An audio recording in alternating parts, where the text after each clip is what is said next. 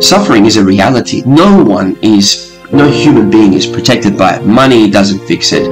Even having love, whatever, it's going to happen, right? And that's fine.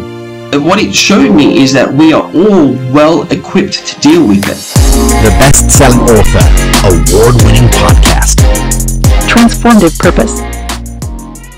People getting dragged away by the hair, like just randomly, like people having meals, and then just people were coming, and women screaming, and then just, men getting dragged away by the hair and probably never seen again. It was sort of like that, Yeah. And there was, luckily we never got bombed around where I was. I'm from Shiraz, the city of Shiraz, but it's fear of my father. That it was domestic violence, because that was sort of external fear, but at home, there was a lot of, my dad was very, very extremely violent, very, physically abusive, verbally abusive, used to be the same way towards my mum as well. And so that was the biggest fear, and so because of that, I started to, in my youth, when we would move to Australia, I started to rebel. There was that, and we were in absolute poverty, when we moved there, because brother called me up and said, and he was just crying, "Sit down." "What? Sit down!" And he started swearing at me. I'm like, "Oh, Dad." So I sit down. He goes, "Are you sitting?" I said, "Yeah." He goes, he effing did it. He finally did it. I said, "Did what? Who? What?" He said, "He took her." "He took what?" "What are you talking about, man? What are you?" And then his girlfriend at the time came on, and he said, she was crying as well. He said, "Your dad killed your sister. They're just walking to and she was 13 years old at the time. And so they'd walked in, and usually my mum said whenever they came in, my brother and my mum would come home together. She would be running. She would know they'd come in. She would be running. And this time they didn't. "Where is she?" And then went in the room and saw her. She was already purple on the floor. And my brother thought it's a thief or something. Went in the laundry, and he saw my dad hanging. So he hung himself. And if we go further into where my life went down during the teenagehood, which is like street life and really serious street life, where I was many a time I was in a life or death situation.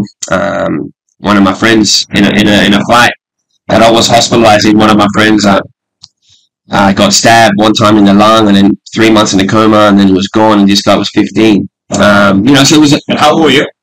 I was just over 16 at the time, and I was knocked out for over 30 something hours. I just remember it was late at night in the city Then you were a bouncer at King's Cross, right, when this happened? No. This was before I was a bouncer. Yeah, I became a bouncer when I was 18, but this was before that. And it was just it was the people that I was with.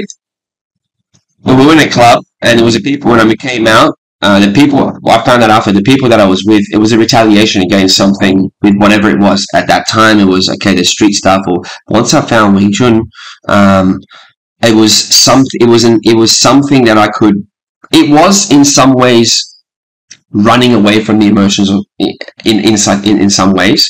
But in a positive way. But it was towards a positive thing. See, picking up a beer or turning to drugs, or doing, having a group of, the fights and stuff like that. That's negative, but at least this was a positive outlet. So it was okay. It was good.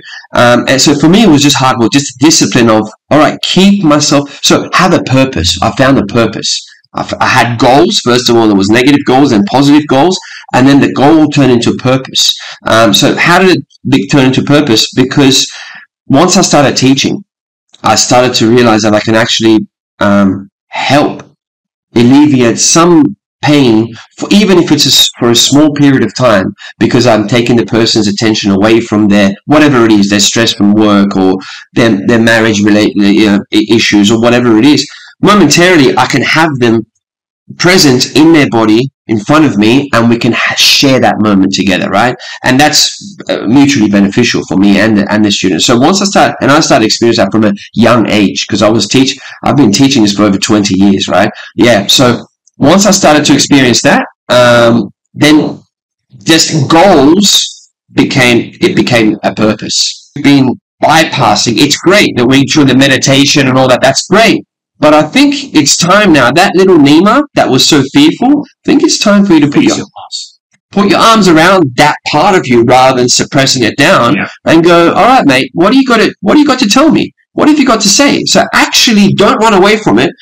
Feel it. Yeah. Feel it right here, right now. And then that's when I started to read a lot of books about Western, psychology, physiology. For me is, and it continues to be, different levels of acceptance. That is my day-to-day saving grace. As I said, self-condemnation is my default.